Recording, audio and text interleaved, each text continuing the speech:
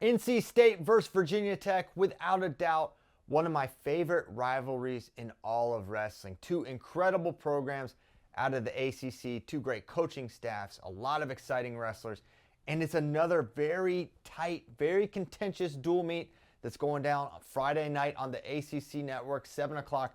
Gonna be fireworks. Now, the way I look at it, the way I see it, it looks like a 5-5 split, just like Iowa-Oklahoma State. I did a video about that.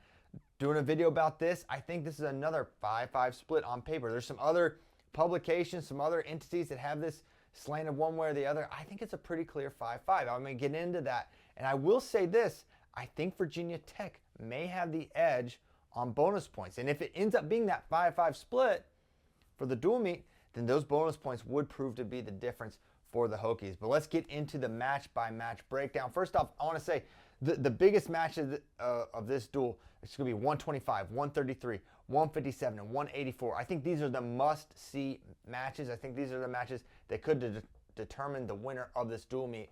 And starting at 125, it's a top 5 battle. You got Vincent Robinson from NC State taking on Eddie Ventresca, Virginia Tech. Now, Eddie's the All-American. He's the guy that placed 2 years ago. But Vincent Robinson is the guy many are saying could win a national title this year at 125 pounds. He has been sensational, has a win over Troy Spratley this year, has just looked really good. Very difficult guy to take down. Incredible reattacks, good pressure. I think it's a tough matchup for Ventresca, who wants to win a tighter match. Vincent is just going to be a little too tough for him to take down, in my opinion. Eddie's good on top. I don't see him riding Robinson. I see Robinson getting the win here at 125 and getting the Wolfpack out to a 3-0 lead if they start at 125, of course. And that brings us to 133, where you got Kai Orini for NC State taking on Connor McGonigal of Virginia Tech. Now, on paper, Kai is the All-American. He's the guy with the credentials. But if you look at this season, there's no question Connor McGonigal having a better year. Kai has lost 3 of his last 4. He just lost to Knox, who McGonigal just beat. And so on paper, you have to say edge Connor McGonigal. But if Kai can find some of his former self from a year ago, there's no doubt he would probably be the favorite here. But that's just not the guy we've seen this year. So I've got Connor McGonigal winning a closer match. And Connor likes to wrestle these tighter bouts. So that could play into Orini's favor. He's not going to get blown out. There's no way. It's going to be a tight one. But McGonigal's got good offense. He's a tough guy to score on generally. Very competent on the mat. I wouldn't be surprised if this one went to overtime or even tiebreakers, but I see McGonigal getting the win here. And then you go to 141. This is the first bonus edge for either team, and I think Sam Latona has potential to get a major decision here at 141, whether it's Tracy Homan or if they use Troy Homan or Tyler Tracy. I think either guy is potentially a bonus point winner.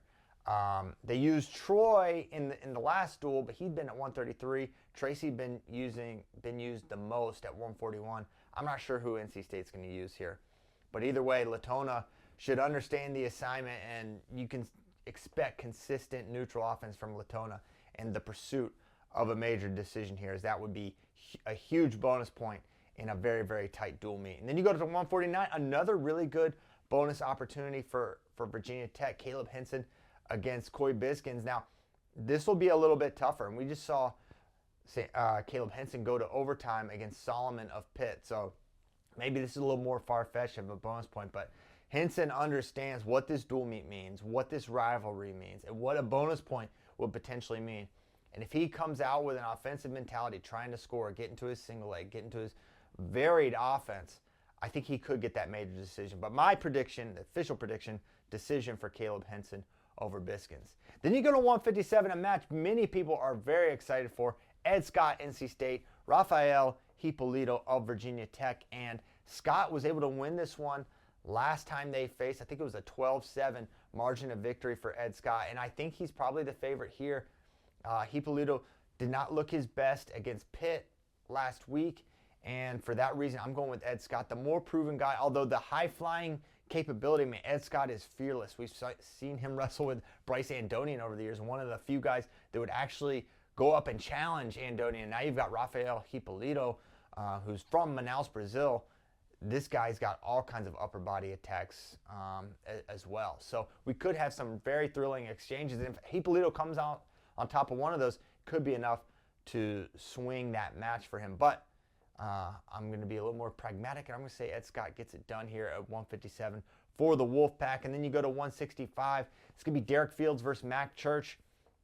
This is probably a low-scoring bout, and I'm going with Fields here to get this win. He's just been a little bit better this year. Church has been a nice fill-in. I didn't think he'd be a 65 already in his career, but he is, and looking poised to qualify for the national tournament. This is one of those coin flip type of matches that can absolutely swing a duel. This is a match where, if it's going on at the NCAA tournament, you're probably going up and getting a popcorn. But if this is a duel, it's a dual meet.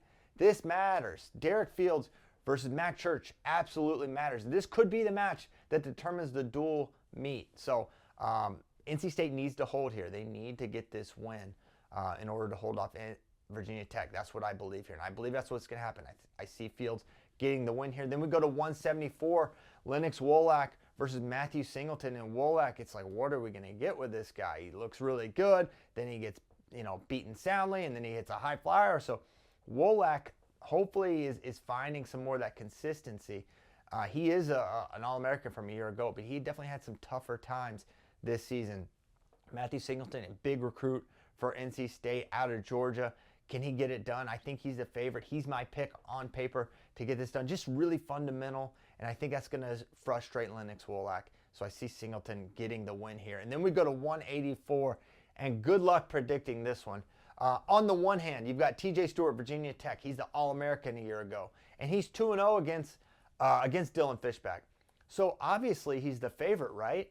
I don't know how you could say he's the favorite. I really don't. If you look at the season that TJ Stewart's had, it's tough to say this isn't just a match where they're the underdogs, but TJ could potentially get bonused here. He's been bonused by Aiden Brennett. He's been bonused by Gavin Kane, Zach Ryder, Dashiell Lamer. All these guys this year have bonused TJ Stewart. So when TJ loses, it goes bad. It can go really badly.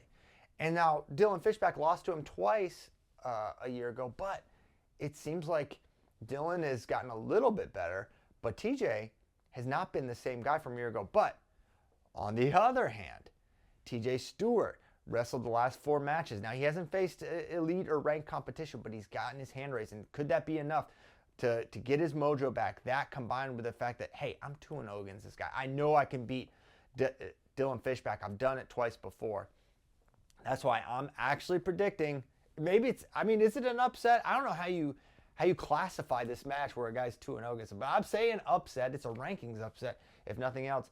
TJ Stewart over Dylan Fishback. He's getting back in his groove. He knows how to beat Dylan Fishback, and I think he's going to do it here in the big spot in Raleigh, or in Castle, excuse me. Then you go to 197. Andy Smith can be taking on Christian Knopp.